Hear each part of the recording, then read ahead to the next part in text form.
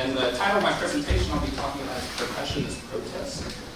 So this came out of a DMA course project, and it was around March 2017. And I don't know if it was maybe the political climate at the time, or maybe just as I get older, I'm kind of more interested in this kind of things. But before conducting any research, I kind of had this generic idea about protest in my mind, about people. It seems like if people were going to accompany themselves with music, it seems like they typically turn to percussion instruments more so than other instruments. And so I wanted to maybe look at some historical examples and see maybe why this is. And so this is what I'll be talking about today. I have come up with a list of reasons as to why maybe people turn to percussion more so than other instruments, and I want to substantiate each of these reasons with different historical examples. And I was so glad to be accepted here because I feel like it fits in very well with the theme of the conference and counterculture as we've discussed it so far. Next slide, please. So these are the reasons I'm going to be talking about today. Some of these are probably quite obvious, hopefully not all of them. But the reasons I'll talk about are the accessibility of percussion instruments, the ease of play and the capacity to vocalize while you play, the portability and volume, the rhythmic or repetitive nature of percussion instruments, and then the cultural significance that drums and percussion play in so many heritage people throughout the world. Next slide, please. So this first idea, the accessibility of percussion instruments. So percussion has the distinct advantage over other instruments in that anything at all can be picked up, struck together, and turned into a percussion instrument, or some kind of found object, if you want to call it that. So this top picture you see is from Argentina. It's a recent example of a casero lasso protest, or in English that translates to casserole protest. The first one of these was in Chile in 1971, where people were protesting shortages of food under the administration at that time. And so, protesting shortages of food, they symbolically grabbed pots, pans, kitchen utensils to make noise and accompany themselves along the chants to, as I said, symbolically protest rising food costs, shortages of food. I think this is a great illustration of the idea of instrument accessibility because it's a gathering that everyone can participate in due to the accessibility of kitchen utensils as noisemakers or found objects, if you want to call them. So you might argue that you could create some kind of rudimentary string or wind instrument with found objects around your house, but I would say that's probably not as easy.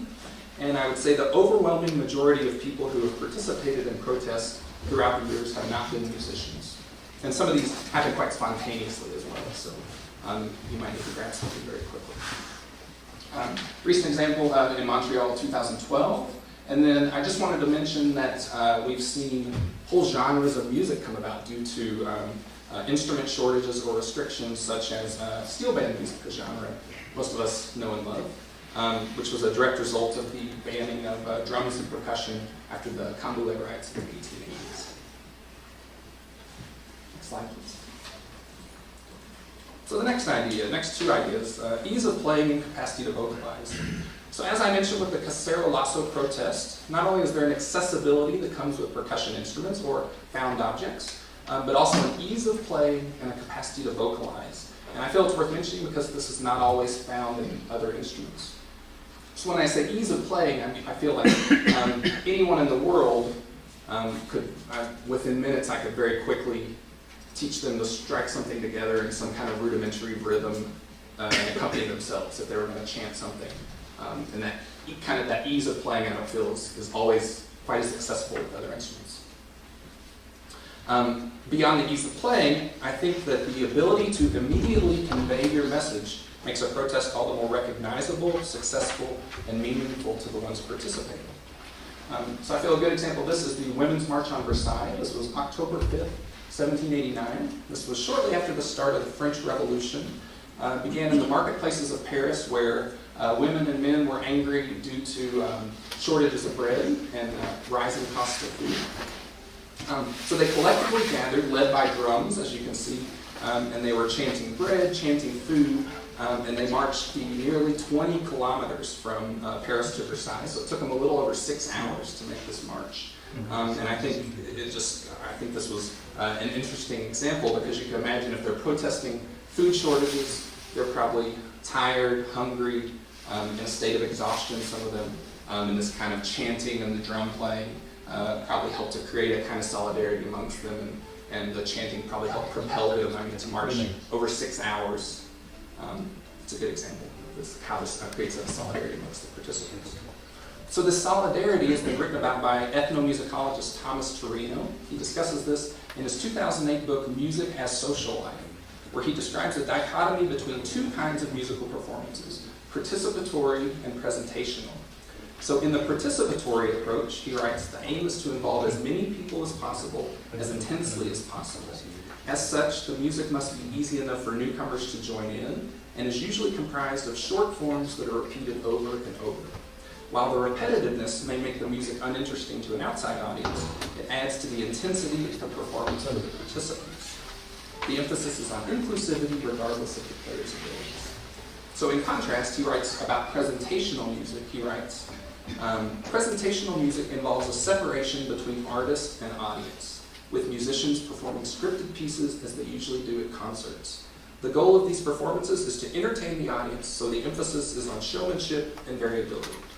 The performers are not one with the audience as in a participatory performance. Rather, the audience looks at them, and they may even be seen as heroes by some audience members.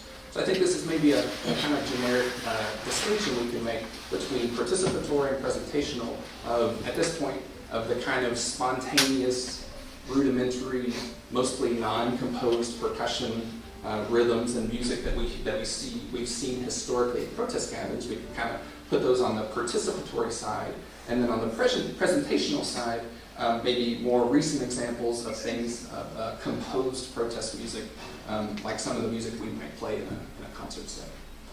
So just a dichotomy between these two kinds of music. Okay, next slide. So this next idea, this is maybe one of the more obvious ones, but portability. I feel like when trying to get a message across or express unhappiness with one situation, the goal is to reach as many people as possible. So I feel like volume will aid in this, which I will get to shortly, but the ability to be mobile while expressing a message is also very helpful.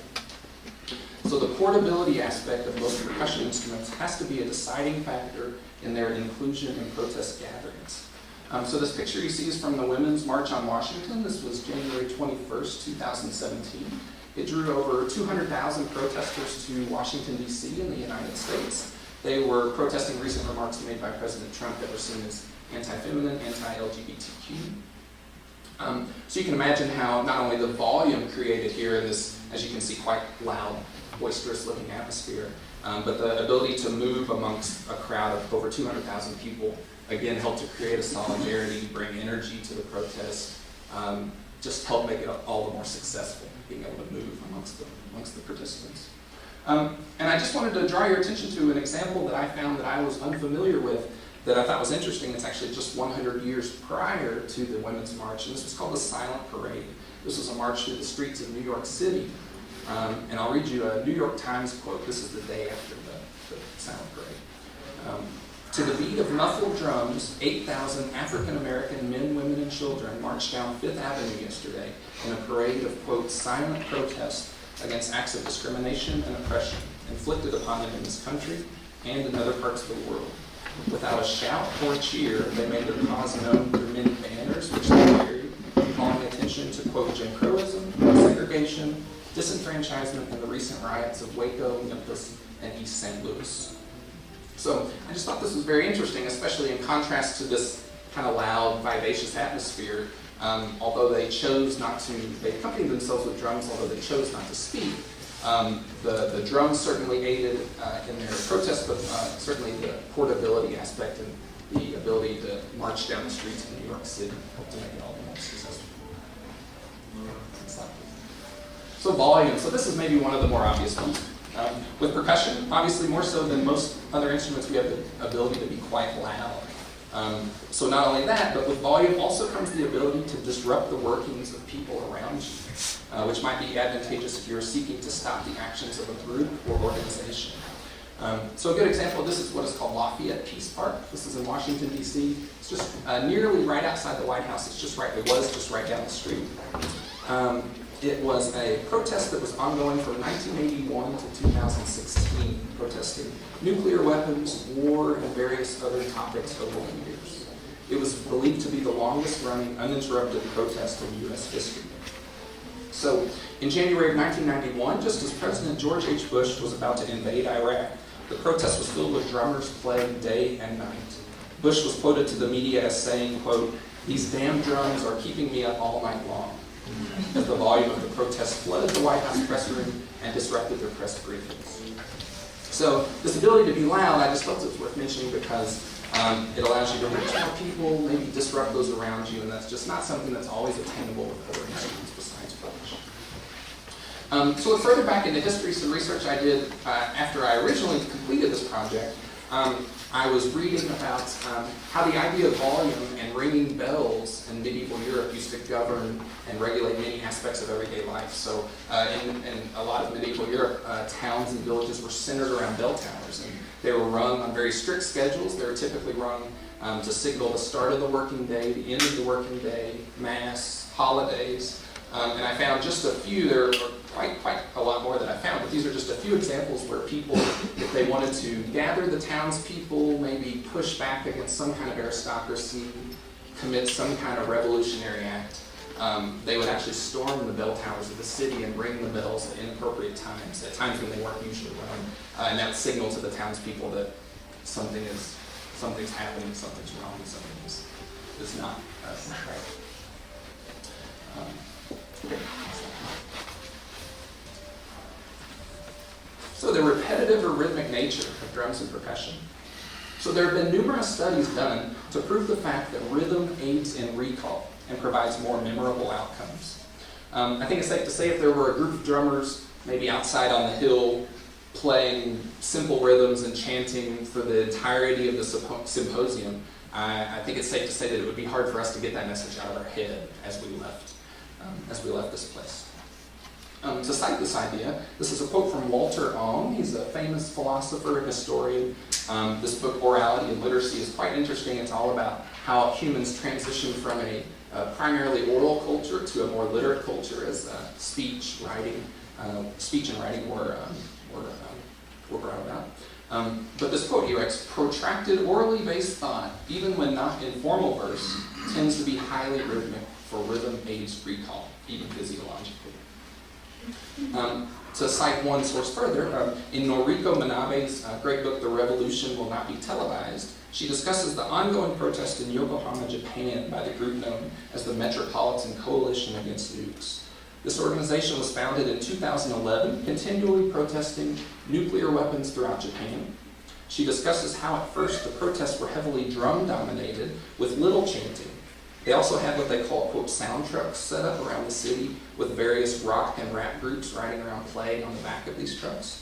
Noriko writes that as a more call and response aspect was incorporated, both within the drum groups and within the performing groups, they saw crowds steadily rise, they saw more participation from the crowds, and just a more kind of call and response atmosphere. So I thought this was interesting, and I thought it kind of spoke to what I mentioned earlier of Thomas Torino's idea of participatory demonstrations and how they are typically more inclusive, or the idea of inclusivity is typically more intense, more meaningful for those involved.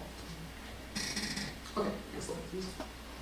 And finally, cultural significance. I don't think it's too much of a blanket statement to say drums and percussion play a big part in many cultures, many heritages of people throughout the world. Most likely due to the ancient history of the drum and it being one of the oldest instruments in human history. So I feel that when an individual or cultural group sets to protest and speak out against someone who is doing them wrong or inhibiting their desired way of living, I believe it is their identity as a person that they are fighting for. Therefore, the aspects of their cultural heritage that they find most significant, most pertinent, and most violated will be what they strive to put on display and strive to fight for. So this is a picture from the Standing Rock, South Dakota protest. They were protesting the Dakota Access Pipeline in April of 2016. Eric Mandaway, who's an indigenous filmmaker, activist, and musician, he documented the Standing Rock protest, and he writes, "The intention of protests coincides with advocacy towards living life in a good way." So I feel like when he says living life in a good way, he means living in a way that represents and illuminates those aspects of your culture and heritage that you deem most important. So naturally, if there's an organization or people pushing back against these aspects of your cultural heritage, if you're going to protest this, if you're going to push back against them, then these most important aspects of your culture are what you're going to put on display. Next slide. Okay, so I left this slide in here because in a longer form of this presentation, I then go on to compare and contrast these historical examples with more recent examples of composed percussion protest music. So I just left this up. These are just a couple of the pieces I talk about. All of these slides and my discussion of these pieces are at my website. I'm happy to answer any questions. If you are interested in this at all, please feel free to contact me. But just a couple of great examples of recent music protesting something. So finally, this will be the end of my presentation. Thank you all so much for listening. My plan was to spend the last few minutes of my presentation discussing recent performance at the U.S.-Mexico border wall. But reading the program, I see that Professor Schick's keynote speech is, he will be talking about that, and I'm sure he can speak more in depth about it because he was there and I was not. But I thought it was just kind of a nice poetic way to wrap this presentation up. So I won't speak too much about it. I'll let him do the honors. But just to give you kind of an idea of what it was, this was a recent example or a recent performance of Inuxuit by John Luther Adams, a piece I'm sure most of you are familiar with, typically performed outdoors. Professor Schick set this up to be performed by a group of Mexican percussionists on the Mexican side of the U.S.-Mexico border wall, and by a group of U.S. percussionists on the U.S. side, just south of San Diego. I came across this in a New Yorker article by Alex Ross, very famous music critic Alex Ross. So I won't speak too much about it. I'll let Professor Schick do this, but I just felt that the idea of counterculture, and as we were discussing in the panel yesterday, I think this is a great example of that, and an example of music making as perhaps as some kind of musical statement. Okay, next slide, please. Okay, thank you all so much for listening again. Thanks for being here early. I just want to end with a quote from this New Yorker article by Alex Ross. I thought it was a nice way to end. So thank you again, and enjoy the rest of your day. So this is a quote from the New Yorker article about Inuxuit at the border wall. So in the final minutes, Inuxuit grows quiet again. Thundering drums give way to shimmering triangles and cymbals. There was a faint rumble in the distance. I couldn't quite tell whether it was an American bass drum, a piece of Mexican machinery, or the ocean. The crowd grew quiet too. A sense of peacefulness descended. It was striking in a place charged by so much tension.